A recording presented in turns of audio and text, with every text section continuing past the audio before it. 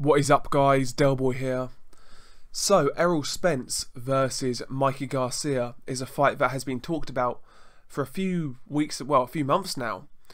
And I've got to say, I'm one of those who hopes this fight doesn't happen. As far as I'm concerned, you know, this fight would be a high-profile tune-up fight for Errol Spence Jr. and, quite frankly, a cherry pick. To me, Mikey Garcia has shown in recent fights that he's got no business at welterweight. You know, he's too small. His power is not going to carry up.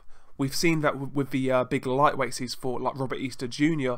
You know, his power in that fight wasn't having the same effect as it did in other fights, and also against Sergei Lipinets, who was a super lightweight. You know, his power, although it was still telling, it didn't have that same effect as it did against sort of lesser guys and smaller guys.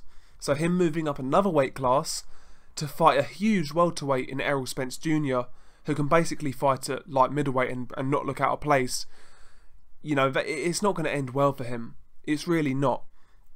And anybody pushing this fight, I would question. I mean, we slated Canelo for fighting Amir Khan. We slated Gennady Golovkin for fighting Kell Brook. This fight is on those levels. It really, really is. In fact, I've said this before actually, I'm sure if this fight gets made, there will be a bigger weight discrepancy in this fight than the other two. Maybe not Canelo Khan, but definitely Brook Golovkin. There will be a much greater weight discrepancy in Spence versus Garcia in comparison to Golovkin versus Brook.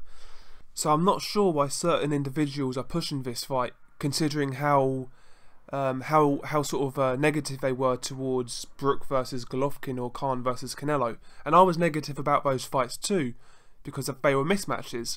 But, you know, this is the same fight. It's the same circumstances. A guy moving up 2 weight classes to a division he has no business at, essentially. And yes, I know Mikey Garcia fought at super lightweight, but to me, you know, he didn't look great there, as far as I'm concerned. And moving up another weight class to 147, it's not going to end well for him. And to be quite honest, it just seems like a cash grab for all involved, to be honest with you. Mikey Garcia, to me, doesn't really strike me as a boxer who wants to stick around for a long time. I think he wants to make his money and get out. He said as much, you know, Mikey Garcia, you know, and I'm paraphrasing, he's basically said he only does boxing because he's good at it. He doesn't love it, he just does it because he's good at it. And he wants to make as much money as possible, you know. And that's fair enough, but, you know, when that gets in the way of competitive matchups, it's kind of, that's when I have a little bit of a problem with it, you know. Fair enough, you want to make your money, but if you're going to go up 2 weight classes to fight Errol Spence, don't expect me to call it a great fight or a competitive fight, because it's not. It's a mismatch. And it's not one I'm really looking forward to, should it happen. You know, when Mikey Garcia came back from his long layoff, he originally said, and again I'm paraphrasing, but he said lightweight was going to be the division where he was going to be doing the majority of his work. And he actually said, I believe, that was going to be the division where we remember him as, you know, we're going to remember Mikey Garcia as a great lightweight. You know, all this division hopping, jumping up and down, it's just looking like he's looking to get the most cash for the least resistance, and then in the Spence fight, just completely cashing out and getting beat up, to be honest with you. And if that's the way he wants to take his career, that's up to him. But again, just don't expect me to call it a competitive fight, because it's clearly not. You know, I would like to see Mikey Garcia stay at lightweight, personally, because the way it's panning out right now, it's looking likely that Vasyl Lomachenko is going to be fighting the winner of Ray Beltran versus Pedraza. And from what I see online, it's likely that Lomachenko is going to fight the winner of that fight towards the end of this year. So I feel in the meantime, Mikey Garcia, he should defend his lightweight titles. He holds the IBF and he holds the WBC lightweight titles. He should defend those back end of this year. Maybe fight Richard Comey. He is the mandatory challenger for the IBF title. Get that out of the way. And after that, you know, Mikey Garcia, providing he beats Comey, will be free. And providing Vasyl Lomachenko defeats the winner of Pedraza and Beltran, he's also going to be free, and then those two guys can unify the division and we can have a undisputed lightweight champion. That's how I want to see the next sort of 6, 7, 8 months of Mikey Garcia's career to pan out. I know obviously in boxing things don't always pan out how you want them to.